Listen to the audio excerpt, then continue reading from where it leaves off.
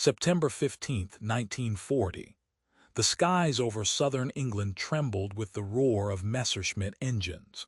For weeks, Hermann Göring's Luftwaffe had pounded British airfields, factories, and now, something far more dangerous. The invisible shield that protected Britain was cracking. Not the courage of RAF pilots, but something they couldn't see, couldn't fight without. The radar stations, the eyes of the nation, and the Germans knew exactly where to look.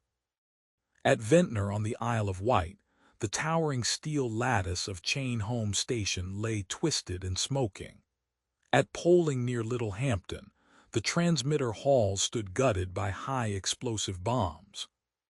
5 stations along the coast had gone dark in just 10 days. Fighter Command Headquarters at Bentley Priory was receiving blank patches on their plotting tables where German formations should appear.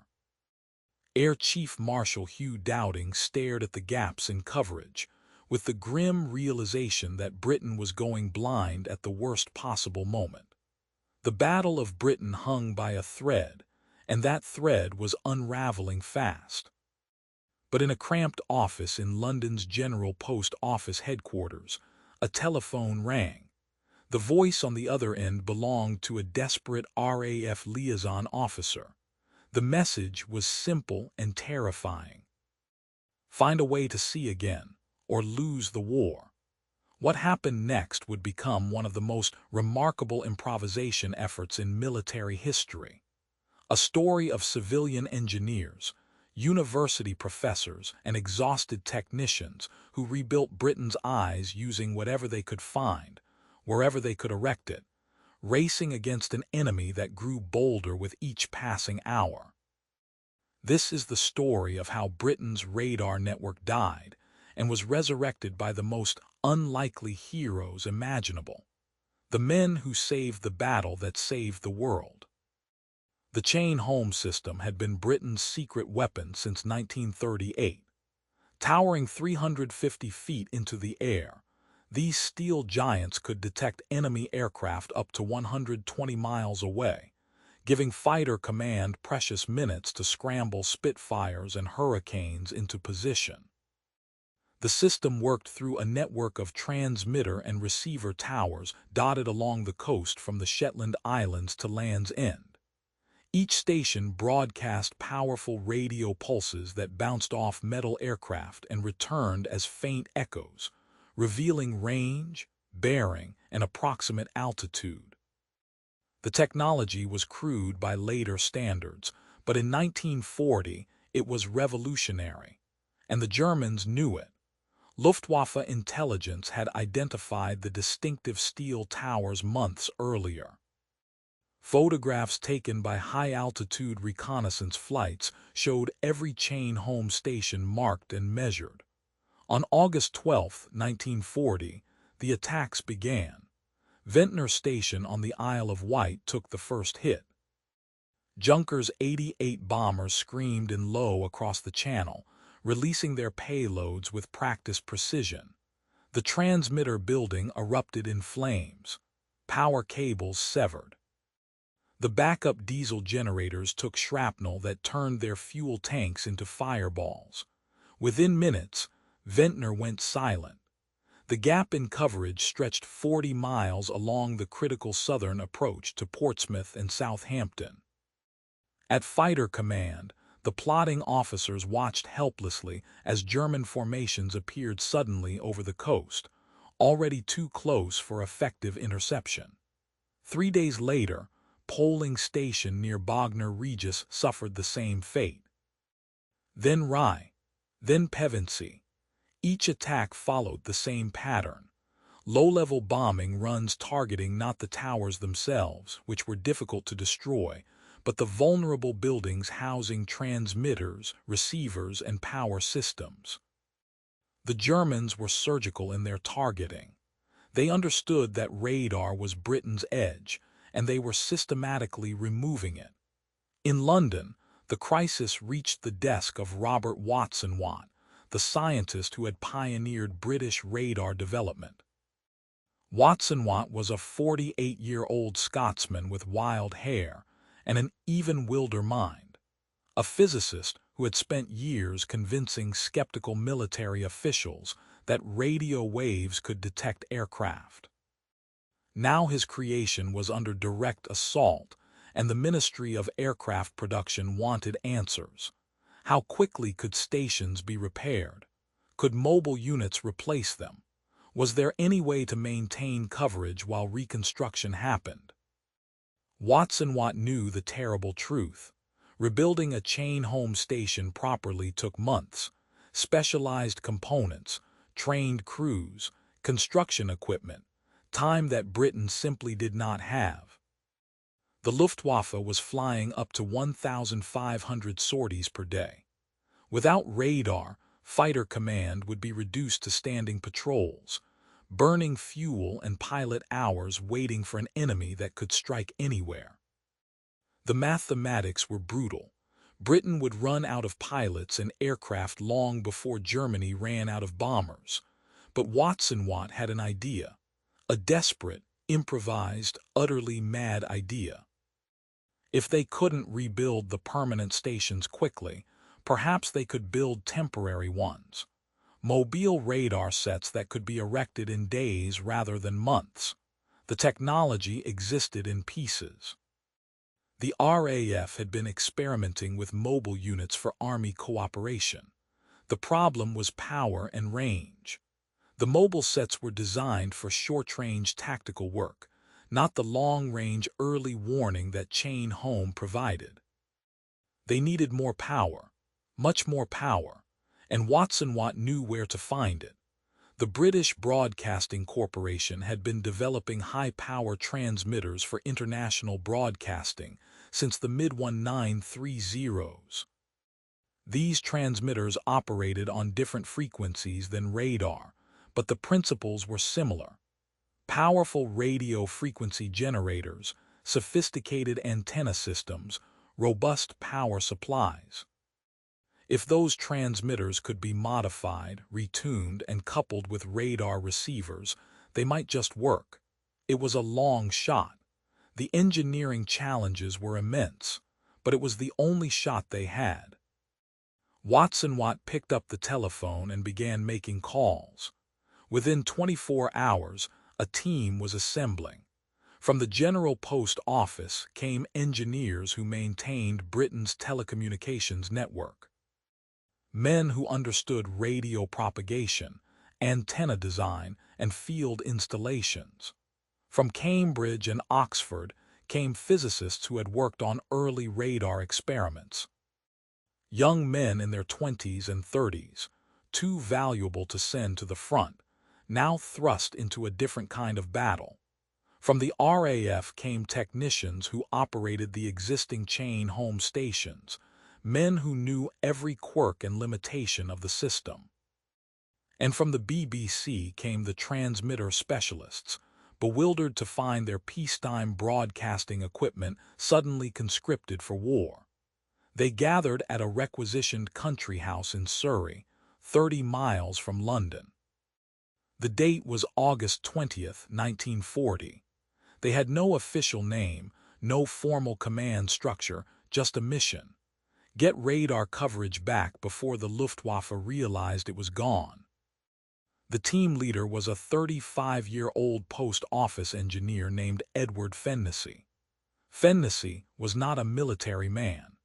He wore civilian clothes, spoke with a soft Irish accent, and had spent his career laying telephone cables across the British countryside. But he understood emergency repairs, improvisation, and working under pressure. And he understood something else crucial. The Germans were targeting fixed installations, so the solution was to build installations that could move. The first challenge was technical. The BBC transmitters operated at frequencies around 200 to 300 kHz, designed for long-wave broadcasting. Chain home radar operated at 20 to 30 MHz, a completely different part of the radio spectrum. The transmitters would need to be completely retuned. their oscillator circuits rebuilt, their output stages modified. This was not simple adjustment. This was fundamental redesign, and it had to be done without proper workshops, without spare parts, without time. A young Cambridge physicist named Derek Garrard took charge of the transmitter modifications. Garrard had worked with Watson Watt on early radar experiments and understood both the theory and the practical limitations. He set up a makeshift laboratory in a barn, requisitioned tools from nearby workshops, and began tearing apart a BBC transmitter that had been trucked down from a broadcasting station in the Midlands. What he found was both encouraging and terrifying. The transmitter could theoretically be modified to radar frequencies, but the components would be operating far outside their design parameters. The vacuum tubes would run hotter, the power output would be unstable, and the whole system would be prone to catastrophic failure. But it might work, for a while, long enough. Garrard and his team worked through the night, rewiring circuits, replacing components, testing and retesting. By dawn on August 22nd, they had a modified transmitter that produced radar frequency pulses. The output was erratic, the signal quality poor, but it was a start. The next challenge was antennas. Chain home stations used massive fixed arrays, carefully designed and positioned for optimal coverage. The mobile system would need antennas that could be erected quickly, transported easily, and still provide reasonable range. The solution came from an unlikely source. A post office engineer named William Palmer had experience with emergency telephone relay towers. These were portable steel masts that could be raised by small crews using guy wires and hand winches. Palmer proposed adapting the design for radar antennas. The masts would be shorter than chain home towers, only 150 feet instead of 350, which meant reduced range. But they could be erected in a day and moved if necessary. The team fabricated the first prototype antenna in a field behind the country house. It was an ungainly thing, a lattice of steel poles and copper wire that swayed alarmingly in the wind. But when they connected it to the modified transmitter and powered up the system, the oscilloscope showed return echoes from aircraft passing overhead. Weak echoes, barely distinguishable from noise, but echoes nonetheless. They had a working mobile radar. Now came the hardest part, deploying it under fire. Ventnor Station on the Isle of Wight was still offline, its permanent facilities too damaged for quick repair. The gap in coverage was a gaping wound in Britain's defenses, and the Luftwaffe was exploiting it mercilessly. German bombers were using the blind spot to approach Portsmouth and Southampton with impunity. Fighter Command needed Ventnor back online immediately. Fennessy's team loaded their equipment onto a convoy of trucks and headed south. The date was August 23, 1940. They reached the Isle of Wight by ferry, passing through Portsmouth as air raid sirens wailed. The permanent Ventnor station sat on a clifftop overlooking the channel, its buildings still smoking from the bombing 3 days earlier. The team set up camp in a nearby field, away from the obvious target of the ruined station. Working through the night, they erected the portable mast, strung the antenna wires, and connected the modified BBC transmitter. Power came from a diesel generator liberated from a coastal defense battery. The receiver equipment was a hybrid of salvaged chain home components and improvised additions. At 4 a.m. on August 24th, they powered up the system. For a moment, nothing happened. Then the oscilloscope flickered to life, showing the characteristic pattern of radar returns. They were transmitting. They were receiving. But were they seeing far enough? At Fighter Command Headquarters, the plotting table for the Ventnor sector had been blank for days. Now, suddenly, new tracks appeared. Faint, intermittent, but there. German formations crossing the French coast. Range 70 miles. Not the 120 miles of a full-chain home station, but enough. Enough to give the fighters time to climb. Enough to vector them into position. Enough to fight. The improvised Ventnor station was back online. But the crisis was far from over. Polling station remained offline. So did Rye, and the Luftwaffe was not finished with Ventnor. On August 25th, German reconnaissance flights spotted activity at the clifftop site. The permanent tower still stood, making it an obvious target. That afternoon, Juncker's 88 bombers returned, plastering the area with high explosive and incendiary bombs. The permanent station buildings, already wrecked, were reduced to rubble. But Fennessy's mobile station, hidden in a field a quarter-mile away, survived untouched.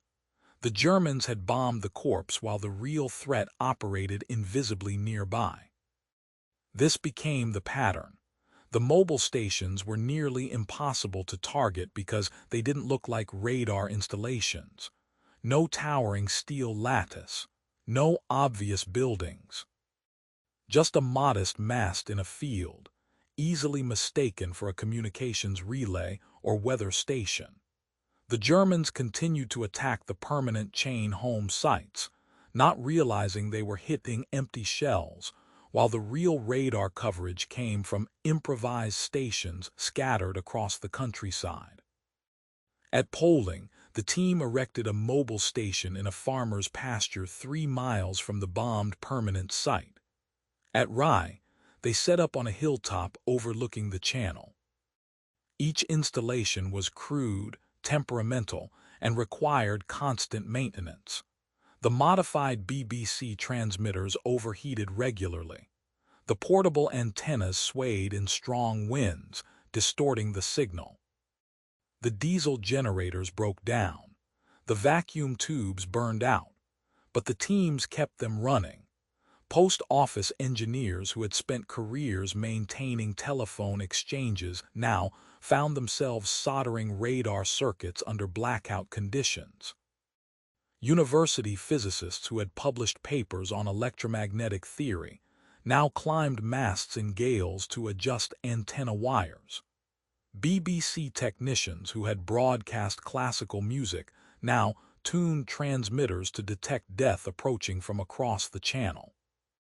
They worked in shifts around the clock, sleeping in tents, eating cold rations, always listening for the sound of approaching bombers. Several times they had to shut down and take cover as German aircraft passed overhead. Once at the polling site, a Messerschmitt fighter strafed the field, bullets kicking up dirt 50 yards from the mobile station. The crew dove into a drainage ditch and waited for the attack to pass, then climbed back out and resumed work.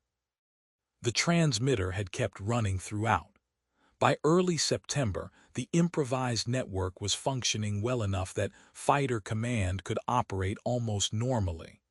The coverage was not as complete as before, the range was shorter, and the reliability was questionable. But it was enough.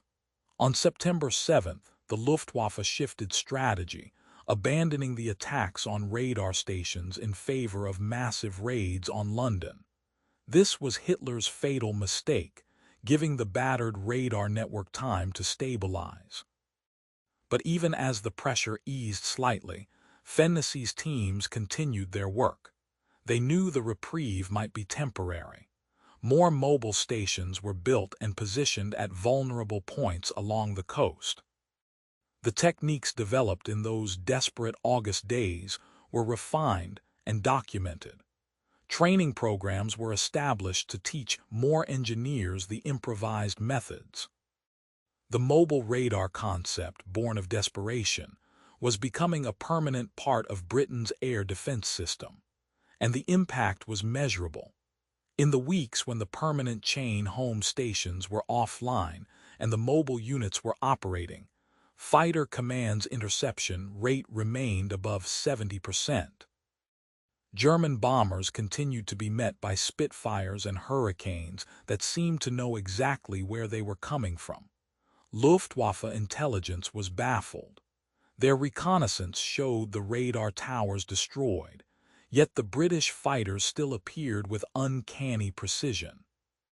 They did not know about the modest masts in the fields, the modified BBC transmitters, the exhausted civilian engineers keeping the invisible shield intact.